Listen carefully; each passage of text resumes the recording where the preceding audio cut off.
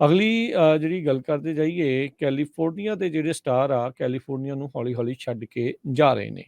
Happy days ਕਰਕੇ ਇੱਕ ਹੁੰਦਾ ਸੀਗਾ ਨਾਟਕ ਕਹਿ ਸਕਦੇ ਹਾਂ, ਉਹਦਾ ਸਟਾਰ ਸਕਾਟ ਬੇਓ ਉਸਨੇ ਕਿਹਾ ਆ ਵੀ ਕੈਲੀਫੋਰਨੀਆ ਨੂੰ ਉਹ ਛੱਡ ਕੇ ਜਾ ਰਹੇ ਆ, ਕਾਰਨ ਹੋਮਲੈਸਨੈਸ ਦੀ ਜਿਹੜੀ ਕ੍ਰਾਈਸਿਸ ਆ ਉਹ ਤੇ ਨਾਲ ਜਿਹੜਾ ਕ੍ਰਾਈਮ ਆ ਉਹ ਬਣਦਾ ਜਾ ਰਿਹਾ। ਕਹਿੰਦੇ ਵੀ ਸਟੇਟ ਦਾ ਜਿਹੜਾ ਇਹ ਹੋਮਲੈਸ ਕ੍ਰਾਈਸਿਸ ਆ ਉਹ ਉਹਦੇ ਕਾਰਨਾਂ ਦੇ ਵਿੱਚੋਂ ਇੱਕ ਹੈਗਾ ਆ। ਲਾਸ ਐਂਜਲਸ ਦਾ ਵਿੱਚ 70 ਦੇ ਦਹਾਕੇ ਤੋਂ ਰਹਿ ਰਿਹਾ ਸੀਗਾ, 45 ਸਾਲ ਕਹਿੰਦਾ ਮੈਂ ਇੱਥੇ ਰਿਹਾ ਆ ਤੇ ਫਾਈਨਲੀ ਮੈਂ ਐਗਜ਼ਿਟ ਸਟੇਜ ਦੇ ਉੱਤੇ ਪਹੁੰਚ ਚੁੱਕਾ ਆ ਤੇ ਹੋਰ ਕਹਿੰਦਾ ਵੀ ਇਸ ਚੀਜ਼ ਨੂੰ ਸਹਿ ਨਹੀਂ ਹੁੰਦਾ।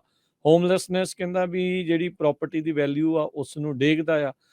ਕ੍ਰਾਈਮ ਦੇ ਲਈ ਕੋਈ ਕੌਨਸੀਕੁਐਂਸਿਸ ਨਹੀਂ ਹੈ, ਕਿਸੇ ਨੂੰ ਕੁਛ ਵੀ ਉਸਦੀ ਸਜ਼ਾ ਨਹੀਂ ਮਿਲ ਰਹੀ ਹੈ। ਕ੍ਰਾਈਮ ਰੈਂਪੈਂਟ ਆ, ਲਗਾਤਾਰ ਵੱਧਦਾ ਜਾ ਰਿਹਾ ਆ ਤੇ ਚੀਜ਼ਾਂ ਜਿਹੜੀਆਂ ਆ ਉਹ ਇਹਦੇ ਕਰਕੇ ਸਭ ਕੁਝ ਮਹਿੰਗੀਆਂ ਆ ਤੇ ਨਾਲ ਸੇਫਟੀ ਜਿਹੜੀ ਉਹ ਕਿਸੇ ਪਾਸੇ ਨਹੀਂ ਆ। ਉਸਨੇ ਹੈਸ਼ਟੈਗ ਆਈ ਐਮ ਫ੍ਰੀ ਜਿਹੜਾ ਆ ਇਸ ਤੋਂ ਬਾਅਦ ਦੇ ਵਿੱਚ ਚਲਾ ਦਿੱਤਾ। ਸੋ ਉਹਨੇ ਨਾਲ ਹੀ ਗੱਲਾਂ ਕਰਦੇ ਹੋਏ ਕਿਹਾ ਵੀ ਮੈਂ ਹਮੇਸ਼ਾ ਹੀ ਕੰਜ਼ਰਵੇਟਿਵ ਵੋਟਰ ਜਿਹੜਾ ਆ ਉਹ ਰਿਹਾ ਹੈਗਾ ਆ। ਸੋ ਇਹ ਹੁਣ ਦੇਖੋ ਅੱਗੇ ਕੀ ਜਿਹੜਾ ਆ ਉਹ ਬਣਦਾ ਤੇ ਉਸਨੇ ਜਿਹੜਾ ਆਪਣਾ ਘਰ ਆ ਉਸ ਨੂੰ ਆਲਰੇਡੀ ਲਿਸਟ ਜਿਹੜਾ ਆ ਕਰ ਦਿੱਤਾ ਹੈ। ਇਹਦੀ 6300 ਸਕੁਅਰ ਫੁੱਟ ਦੀ ਜਿਹੜੀ ਪ੍ਰਾਪਰਟੀ ਆ ਤਕਰੀਬਨ $3.85 ਮਿਲੀਅਨ ਦੇ ਉੱਤੇ ਅਪ੍ਰੈਲ ਤੋਂ ਵਿਕਣ ਲੱਗੀ ਆ।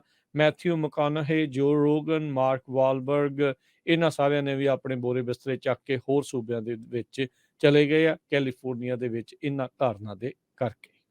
ਜੀ ਖਬਰ ਸਾਂਝੀ ਕਰਦੇ ਜਾਈਏ ਵੀ ਪਿਛਲੇ ਵੀਕ ਮਰਸਡ ਕਾਉਂਟੀ ਨੇ 7 ਲੋਕਾਂ ਨੂੰ ਅਰੈਸਟ ਕੀਤਾ ਸੀ ਜੋ ਕਿ $4.2 ਮਿਲੀਅਨ ਦੀ ਫੈਂਟਲਿਨ ਤੇ ਮੈਥ ਲੈ ਕੇ ਜਾ ਰਹੇ ਸੀ। ਸੋ ਮਰਸਡ ਕਾਉਂਟੀ ਦੇ ਜਿਹੜੇ ਸ਼ੈਰਫ ਆ ਉਹਨਾਂ ਨੇ ਇਹ ਕਿਹਾ ਆ ਵੀ ਜੋ ਹਾਈਵੇ 99 ਆ ਇਹ ਇੱਕ ਤਰ੍ਹਾਂ ਦੇ ਨਾਲ ਪੂਰਾ ਰਾਊਟ ਬਣਿਆ ਆ ਡਰੱਗ ਡੀਲਰਸ ਦੇ ਲਈ। ਮੈਕਸੀਕੋ ਤੋਂ 99 ਦੇ ਰਾਹੀਂ ਕਹਿੰਦੇ ਵੀ ਅਮਰੀਕਾ ਦੇ ਵਿੱਚ ਇਹ ਡਰੱਗ ਸਪਲਾਈ ਹੁੰਦਾ ਆ ਤੇ ਇਹ ਉਸ ਟਾਈਮ ਉਹਨਾਂ ਨੇ ਸਟੇਟਮੈਂਟ ਜਾਰੀ ਕੀਤੀ ਜਿਸ ਟਾਈਮ ਕੈਲੀਫੋਰਨੀਆ ਦੇ ਅਟਾਰਨੀ ਜਨਰਲ ਰੌਬ ਬੰਟ ਆ ਉਹਨਾਂ ਦੇ ਨਾਲ ਪਿਛਲੇ ਹਫ਼ਤੇ ਪ੍ਰੈਸ ਕਾਨਫਰੰਸ ਕਰ ਰਹੇ ਸੀਗੇ।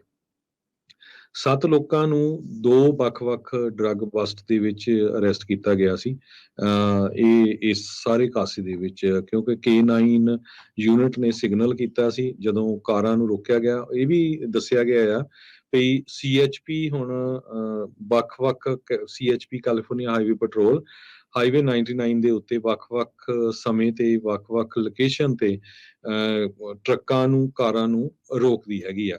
ਮਰਸਡ ਕਾਉਂਟੀ ਦੇ ਗੈਂਗ ਤੇ ਨਾਰਕੋਟਿਕ ਐਨਫੋਰਸਮੈਂਟ ਟੀਮ, CHP ਤੇ ਹੋਰ ਈਵਨ FBI ਵੀ ਇਸ ਸਾਰੇ ਕਾਸੇ ਦੇ ਵਿੱਚ ਇਨਵੋਲਵ ਆ। ਇਹ ਵੀ ਖਬਰ ਆ ਰਹੀ ਆ ਵੀ ਪਿਛਲੇ ਵੀਕਐਂਡ ਦੇ ਦੌਰਾਨ ਇੱਕ ਪੰਜਾਬੀ ਦੇ ਟਰੱਕ ਦੇ ਵਿੱਚੋਂ ਫ੍ਰਿਜ਼ਨੋ ਚੋਂ ਜੋ ਡਰੱਗ ਫੜੀ ਗਈ ਹੈਗੀ ਆ। ਹਜੇ ਤੱਕ ਨਾਮ ਵਗੈਰਾ ਸਾਰਾ ਕੁਝ ਰਿਲੀਜ਼ ਨਹੀਂ ਕੀਤੇ ਗਏ। ਉਹਦੇ ਬਾਰੇ ਜਿਹੜੀ ਡਿਟੇਲ ਇਨਫੋਰਮੇਸ਼ਨ ਹੋਊਗੀ ਉਹ ਤੁਹਾਡੇ ਨਾਲ ਜ਼ਰੂਰ ਬਿਲਕੁਲ ਆਪਾਂ ਸਾਂਝੀ ਕਰਾਂਗੇ।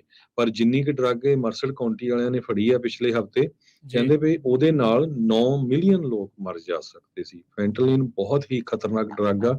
ਅਮਰੀਕਾ ਦੇ ਵਿੱਚ ਮਾਸ ਸ਼ੂਟਿੰਗਸ ਤੋਂ ਨੈਕਸਟ ਜੋ ਵੱਡੀ ਪ੍ਰੋਬਲਮ ਆ ਉਹ ਫੈਂਟਲਿਨ ਦੀ ਚੱਲ ਰਹੀ ਹੈਗੀ। ਬਿਲਕੁਲ ਜੀ, ਡਰੱਗ ਓਵਰਡੋਜ਼ ਦੇ ਨਾਲ ਹਜ਼ਾਰਾਂ ਦੀ ਸੰਖਿਆ ਦੇ ਵਿੱਚ ਲੋਕ ਮਰ ਰਹੇ ਆ ਤੇ ਜੇ ਕਾਬੂ ਨਾ ਆਈ ਤਾਂ ਕੰਮ ਔਖਾ ਆ। ਆਪਾਂ ਬੀਤੇ ਦਿਨਾਂ 'ਚ ਵੀ ਖਬਰ ਸ਼ੇਅਰ ਕੀਤੀ ਸੀ ਵੀ ਕਿਸ ਤਰੀਕੇ ਨਾਲ ਲੈਜਿਸਲੇਟਿਵ ਕੋਸ਼ਿਸ਼ ਕਰ ਰਹੀ ਆ ਜਾਂ ਚਰਚਾ ਜਿਹੜੀ ਉਹ ਚੱਲਦੀ ਆ ਵੀ ਭਾਈ ਇਹ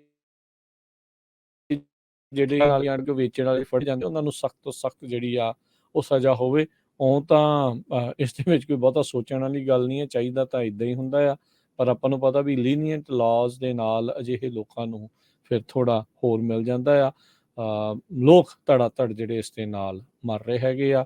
ਮਰਨ ਵਾਲਿਆਂ ਕਾਰਨਾਂ ਦੇ ਵਿੱਚ ਜਿਹੜੀ ਫੈਂਟਨਲ ਜਾਂ ਇਦਾਂ ਦੀ ਓਵਰਡੋਜ਼ ਆ ਉਹ ਲਗਾਤਾਰ ਵੱਧਦੇ ਜਾ ਰਹੇ। ਅਮਰੀਕਾ ਦੇ ਵਿੱਚ ਉਹ ਤਾਂ ਵਾਰ ਔਨ ਡਰੱਗਸ 70 ਦੇ ਦਹਾਕੇ ਤੋਂ ਚੱਲ ਰਹੀ ਆ। ਕਾਬੂ ਤਾਂ ਉਦੋਂ ਦਾ ਕੁਛ ਨਹੀਂ ਆਇਆ, ਨਵੀਂ ਤੋਂ ਨਵੀਂ ਡਰੱਗ ਜਿਹੜੀ ਉਹ ਜ਼ਰੂਰ ਆਉਂਦੀ ਜਾ ਰਹੀ।